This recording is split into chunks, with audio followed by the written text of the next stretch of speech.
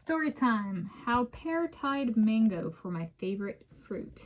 Today is Monday, 6th October 2025, and here I, Tanis Coralee of Seattle, reflect for the story time on how pear tied mango is my favorite fruit. How pear became a favorite fruit of mine. Something that was catalyzed by my eating pears grown locally while living in Africa. 6-month student visa, January 2012 to June 2012. Yes, so growing up, mango was my favorite food, and then kind of spanning the turn of the decade, the 2000s decade to the 2010s decade, I upgraded mango from favorite food to favorite fruit to kind of like preserve it in my food pyramid, so to speak, of I must eat mango. And I had eaten pears growing up. I ate a fair amount of fruit. So I'm from the Seattle area, so we have kind of temperate as well as non-temperate. So we ate a lot of we had like a plum tree in the backyard. We had apple trees. There were berries. There's now a cherry tree, though it was a friend who had a cherry tree, and then the neighbors had plum trees. And then we ate peaches and pears and mangoes and apples and apples again, oranges, grapefruit was one I ate a lot of. So there was variety and stuff I haven't named. However, pears were like kind of a caloric wise and size wise were kind of in the apple territory, and I liked the crunch of apple.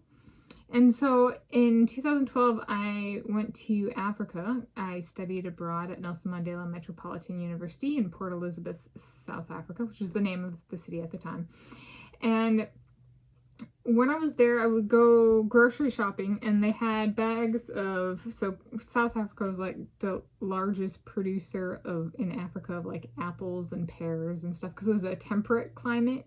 And they had a lot of growing space, which was always like, Washington State was the largest producer of apples within the United States of America. And so I was like, apples to apples, North America to Africa. So there was a consistency there. And pears were like #1 for Africa or South Africa. And it was like, it was high for Washington State as well. And so at the store, they'd have these 1 and 2 kilogram bags of fruit that I could buy.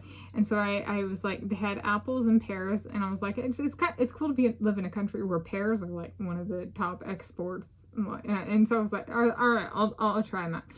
And I was running training, and it's the country and place and time where I ran faster than 5 minutes in the 1 mile run for the first time. And so I was improving and stuff like that, and I found that with eating pears, I could kind of it was something I could kind of eat whenever, like at any time of day, and it tasted good. And I paired kind of better than apples.